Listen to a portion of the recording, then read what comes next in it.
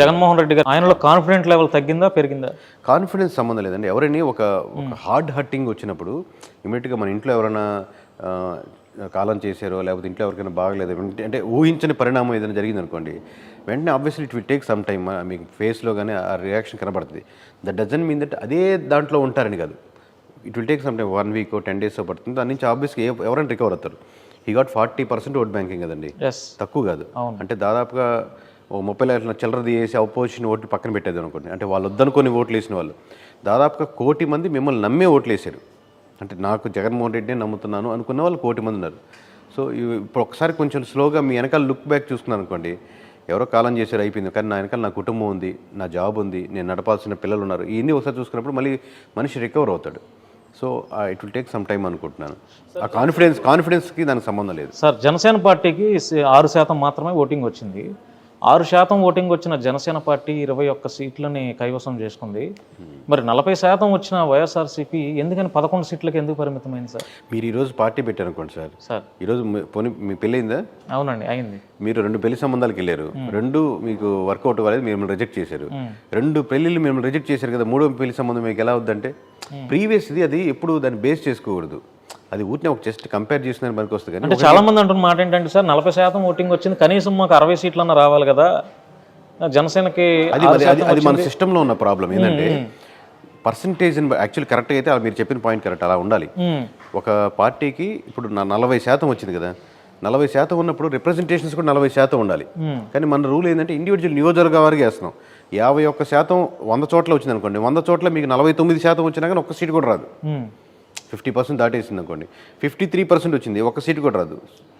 So అలాంటి individual నియోజకవర్గాలు మన సిస్టంలో ఉన్న ప్రాబ్లం ఏంటంటే రిప్రజెంటేషన్ ఆఫ్ మనకు ఎవరైతే ఉన్నారో మనకు ఎమ్మెల్యేస్ వాళ్ళ పర్సంటేజ్ ప్రకారంగా ఉంటే మీకు ఎక్కువ వాయిస్ వినపడుతుంది. ఇప్పుడు 40% ఉన్నటువంటి ఓట్ బ్యాంకింగ్ 11 మంది కదా, వాయిస్లో తప్పు కదా అది. సో ఆ కాన్స్టిట్యూషన్లో మనం ఎంచుకున్న విధానంలో ఎక్కడో ఆ మిస్టేక్ అయితే ఉంది 100%. సార్, రిజల్ట్ వచ్చిన తర్వాత చాలామంది షాక్లో ఉన్నారు. అంటే ఎందుకు ఇలా ఓడిపోయాం అనేది ఎవరికి అర్థం కాని పరిస్థితి. ఇప్పుడు రోజులు గడిచే కొద్దిగా అంటే దేశ విదేశాల్లో ఉన్న పెద్ద పెద్ద వారు సైతం, ఆంధ్రాలో ఉన్న పెద్ద పెద్ద పొలిటికల్ అనాలిసిస్ట్ సైతం ఈవీఎం ట్యాంపరింగ్లు జరిగి ఉండొచ్చు అనే ఒక అభిప్రాయానికి వ్యక్తం చేస్తున్నారు సార్. దాని మీద మీ కామెంట్? మీకు అన్ని డివైజెస్ ఒక దగ్గర పెడతారండి, జిల్లాకున్న దగ్గర పెట్టి ఏ డివైజెస్ ర్యాండమైజేషన్ అంటారు దాన్ని. ఫస్ట్ ర్యాండమైజేషన్ మీద ఫస్ట్ చెక్కింగ్ చేస్తారు. ప్రతి డివైస్ని ఓపెన్ చేసి పొలిటికల్ పార్టీస్ని అందరినీ పిలుస్తారు, దీంట్లో ఏదైనా చిప్ ఉందా లేదా చూసుకోండి అని చెప్పి. అది దాదాపుగా 3 వారాల పాటు జరుగుద్ది. ఇప్పుడు మన జిల్లా హెడ్ క్వార్టర్స్లో పెట్టారు విజయవాడలో, registered political parties state central అందరూ పిలిపించి ప్రతి డివైస్ ఓపెన్ చేసి చూపిస్తారు. తర్వాత ఫస్ట్ ర్యాండమైజేషన్ ఉంటుంది, ఇక్కడ నుంచి జిల్లా హెడ్ క్వార్టర్స్కి వెళ్తుంటుంది అనమాట. అంటే అక్కడ ఉన్నటువంటి ఆ చుట్టుపక్కల 4 నియోజకవర్గ హెడ్ క్వార్టర్స్ అప్పుడు పిలిపిస్తారు. తర్వాత మనకు బూత్ లెవెల్కి వెళ్తుంది, అప్పుడు పిలిపిస్తారు. ఈ ప్రాసెస్లో ఒక 5% ఓటింగ్ మీరు వేయండి అని వాళ్ళ ముందే వేసి స్లిప్పులు కరెక్ట్గా వస్తుంది లేదు చూపిస్తారు.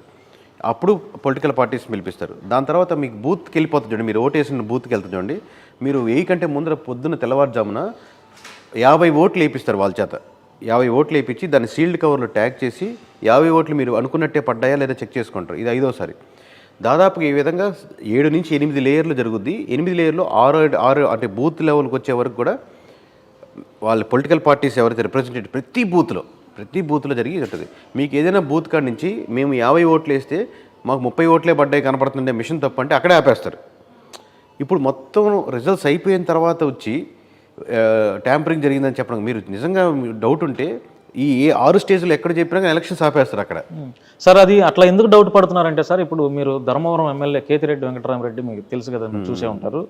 ఆయన ప్రజల్లో దాదాపుగా 4 సంవత్సరాల నుంచి ప్రజల్లోనే ఉన్నారు గుడ్ మార్నింగ్ అనే ప్రోగ్రాంతో. అంతకంటే ముందు ఆయనకి అక్కడ సత్యకుమార్ యాదవ్ గారు అక్కడ ఎమ్మెల్యేగా కంటెస్ట్ చేశారు. ఆయన బహుశా ఒక 1 month బిఫోర్ ఆయన ఆ ఏరియాకి వెళ్ళి ఉండొచ్చు. అంటే ఆయన ఫేస్ కూడా ప్రజలకి ఎక్కువ నోటెడ్ అయిన సందర్భం తెలియదు. మరి ఆయన ఎలా గెలిచారు అనేది మీకు ఎలక్షన్ ప్యాటర్న్ అర్థం చేసుకోవాలండి. ఫస్ట్ ఆఫ్ ఆల్ 2 లేయర్స్ ఏంటంటే 80 to 90% vote banking party vote banking పడుతుంది. ఎక్కడో మీరు చెప్పినట్టు కేతిరెడ్డి గారు లాంటి వాళ్ళు రేర్ కేసు 10 to 20% వరకు పుల్ చేయగలుగుతారు. మోర్ దాన్ 10,000 ఓట్స్ వరకు వాళ్ళ ఇండిపెండెంట్గా ఓట్ బ్యాంకింగ్ పుల్ చేయగలుగుతారు. బట్ మీకు ఈ 80% vote banking party vote banking ఉంది చూసారా, దాంట్లో ఎప్పుడైతే మీకు పార్టీ మీద అగెనిస్ట్గా పడుతుంది అనుకోండి, మీకు సర్టెన్ ఓట్ బ్యాంకింగ్ కోల్పోతున్నప్పుడు ఇండివిజువల్ క్యాండిడేట్ వచ్చే 20% ఆయన కూడా ఒక వీడియో చేశారు, చూసారా?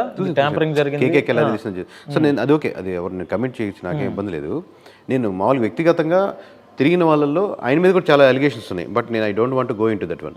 బట్ నేను వ్యక్తిగతంగా నమ్మేది ఏంటంటే, తిరిగిన వాళ్ళ ఆంధ్రప్రదేశ్లో ఒక సర్టెన్ టైం పట్టుకుని 2 hours 3 hours తిరిగిన వాళ్ళు ఒక 5-6 మందిలో ఖచ్చితంగా కేతిరెడ్డి గారు ఉంటారు, దాంట్లో డౌట్ లేదు. బట్ మన దగ్గర ఎప్పుడైతే caste based, religion based vote banking ఎప్పుడు జరుగుతుందంటే, మీకు ఇటుకరాయికి మధ్య సిమెంట్ లేయర్ అయినప్పుడు, అంటే ఒక పార్టీ ఎమోషనల్గా, పార్టీ ఇప్పుడు ఈయన ఇండివిజువల్గా కరెక్ట్ అయ్యారు, పార్టీ ఎమోషనల్గా ఓన్లీ ఏది ఎమోషనల్గా అంటే మంచి స్కూల్స్, హాస్పిటల్స్, రోడ్స్, మున్సిపాలిటీ. ఇంతకుముందు మనకు వైఎస్ఆర్సీపీ రాకముందు అందరం ప్రైవేట్ స్కూల్స్కి, ప్రైవేట్ హాస్పిటల్కి వెళ్ళాం. వీళ్ళు వచ్చాక మంచి గవర్నమెంట్ హాస్పిటల్స్కి, స్కూల్స్కి వెళ్తున్నామని అనుకోండి. అంటే ఇటుకరాయి మంచి సిమెంట్ పడ్డట్టు. ఇప్పుడు ఇంకా క్యాస్ట్ రాదు. ఇప్పుడు ఎప్పుడైతే అది లేదనుకోండి, నేను ఒక యాదవ్కి ఎవరికి ఓటేయాలి, నేను ఒక రెడ్డిని నేను ఎవరికి ఓటేయాలి, నేను కమ్మని, కాపుని ఇట్లా ఓటేస్తుంది. మీరు మళ్ళీ ఆ లేయర్ లేనప్పుడు మళ్ళీ ఇటుకరాళ్ళ మధ్య ఉంటుంది అనమాట ఓట్ బ్యాంక్. ఇటుకరాయి అనేది క్యాస్ట్ బేస్డ్ అనుకుంటే, సో మళ్ళీ క్యాస్ట్ బేస్డ్ వచ్చినప్పుడు తిరిగినా తిరగకపోయినా సంబంధం లేదు, మళ్ళీ ఆ ప్యాటర్న్ అయిపోద్ది. ఇప్పుడు ఆబ్వియస్గా బలమైన 2 కమ్యూనిటీలు కలిసి ఆ అడ్వాంటేజ్ అవుద్ది. ఆబ్వియస్గా వైఎస్ఆర్సీపీ నుంచి వచ్చిన ట్రాన్స్ఫర్ అయిన ఓట్ బ్యాంకింగ్ ఉంటుంది. రోడ్లు బాగాలేవని, కాలువలు బాగాలని, ఉద్యోగస్తులని, ఉద్యోగం కోరాలని. దీంట్లో కేతిరెడ్డి గారి పాయింట్ కిందకి వెళ్ళిపోద్ది ఏముంది తిరిగినప్పటికి కూడా, అర్థమవుతుంది మేము. అవునండి. సో ఆయన తిరగలేదని, ఆయన చేయలేదని కాదు, ఆబ్వియస్గా ఇంత తిరిగినా గెలవలేదు కదా అని అటు ఉంటుంది. బట్ ఈ పార్టీ ఓట్ బ్యాంకింగ్ ప్రధానం అనమాట దీంట్లో. ధర్మవరం ఎమ్మెల్యే కేతిరెడ్డి వెంకటరామరెడ్డి మీకు తెలుసు కదా, మీరు చూసే ఉంటారు. ఆయన ప్రజల్లో దాదాపుగా 4 సంవత్సరాల నుంచి ప్రజల్లోనే ఉన్నారు, గుడ్ మార్నింగ్ అనే ప్రోగ్రాంతో. అంతకంటే ముందు ఆయనకి అక్కడ సత్యకుమార్ యాదవ్ గారు అక్కడ ఎమ్మెల్యేగా కంటెస్ట్ చేశారు. ఆయన బహుశా ఒక 1 month బిఫోర్ ఆయన ఆ ఏరియాకి వెళ్ళి ఉండొచ్చు. అంటే ఆయన ఫేస్ కూడా ప్రజలకి ఎక్కువ నోటెడ్ అయిన సందర్భం తెలియదు. మరి ఆయన ఎలా గెలిచారు అనేది మీకు ఎలక్షన్ ప్యాటర్న్ అర్థం చేసుకోవాలండి. ఫస్ట్ ఆఫ్ ఆల్ 2 లేయర్స్ ఏంటంటే, 80 to 90% vote banking party vote banking పడుతుంది. ఎక్కడో మీరు చెప్పినట్టు కేతిరెడ్డి గారు లాంటి వాళ్ళు రేర్ కేసు 10 to 20% వరకు పుల్ చేయగలుగుతారు. మోర్ దాన్ 10,000 ఓట్స్ వరకు వాళ్ళ ఇండిపెండెంట్గా ఓట్ బ్యాంకింగ్ పుల్ చేయగలుగుతారు. బట్ మీకు ఈ 80% vote banking, party vote banking ఉంది చూసారా, దాంట్లో ఎప్పుడైతే మీకు పార్టీ మీద అగెనిస్ట్గా పడుతుంది అనుకోండి, మీకు సర్టెన్ ఓట్ బ్యాంకింగ్ కోల్పోతున్నప్పుడు ఇండివిజువల్ క్యాండిడేట్ వచ్చే 20%. ఆయన కూడా ఒక వీడియో చేశారు, చూసారా? ట్యాంపరింగ్ జరిగింది. కేకేకి ఎలా తెలిసింది. సో నేను అది ఓకే, అది ఎవరిని కమెంట్ చేయొచ్చు, నాకేం ఇబ్బంది లేదు.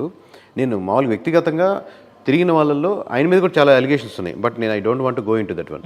బట్ నేను వ్యక్తిగతంగా నమ్మేది ఏంటంటే, తిరిగిన వాళ్ళ ఆంధ్రప్రదేశ్లో ఒక సర్టెన్ టైం పట్టుకుని 2 hours 3 hours తిరిగిన వాళ్ళు ఒక 5-6 మందిలో ఖచ్చితంగా కేతిరెడ్డి గారు ఉంటారు, దాంట్లో డౌట్ లేదు. బట్ మన దగ్గర ఎప్పుడైతే caste based, religion based vote banking ఎప్పుడు జరుగుతుందంటే, మీకు ఇటుకరాయికి మధ్య సిమెంట్ లేయర్ అయినప్పుడు, అంటే ఒక పార్టీ ఎమోషనల్గా, పార్టీ ఇప్పుడు ఈయన ఇండివిజువల్గా కరెక్ట్ అయ్యారు, పార్టీ ఎమోషనల్గా ఓన్లీ ఏది ఎమోషనల్గా అంటే మంచి స్కూల్స్, హాస్పిటల్స్, రోడ్స్, మున్సిపాలిటీ. ఇంతకుముందు మనకు వైఎస్ఆర్సీపీ రాకముందు అందరం ప్రైవేట్ స్కూల్స్కి, ప్రైవేట్ హాస్పిటల్కి వెళ్ళాం. వీళ్ళు వచ్చాక మంచి గవర్నమెంట్ హాస్పిటల్స్కి, స్కూల్స్కి వెళ్తున్నామని అనుకోండి. అంటే ఇటుకరాయి మంచి సిమెంట్ పడ్డట్టు. ఇప్పుడు ఇంకా క్యాస్ట్ రాదు. ఇప్పుడు ఎప్పుడైతే అది లేదనుకోండి, నేను ఒక యాదవ్కి ఎవరికి ఓటేయాలి, నేను ఒక రెడ్డిని నేను ఎవరికి ఓటేయాలి, నేను కమ్మని, కాపుని ఇట్లా ఓటేస్తుంది. మీరు మళ్ళీ ఆ లేయర్ లేనప్పుడు మళ్ళీ ఇటుకరాళ్ళ మధ్య ఉంటుంది అనమాట ఓట్ బ్యాంక్. ఇటుకరాయి అనేది క్యాస్ట్ బేస్డ్ అనుకుంటే, సో మళ్ళీ క్యాస్ట్ బేస్డ్ వచ్చినప్పుడు తిరిగినా తిరగకపోయినా సంబంధం లేదు, మళ్ళీ ఆ ప్యాటర్న్ అయిపోద్ది. ఇప్పుడు ఆబ్వియస్గా బలమైన 2 కమ్యూనిటీలు కలిసి ఆ అడ్వాంటేజ్ అవుద్ది. ఆబ్వియస్గా వైఎస్ఆర్సీపీ నుంచి వచ్చిన ట్రాన్స్ఫర్ అయిన ఓట్ బ్యాంకింగ్ ఉంటుంది. రోడ్లు బాగాలేవని, కాలువలు బాగాలని, ఉద్యోగస్తులని, ఉద్యోగం కోరాలని.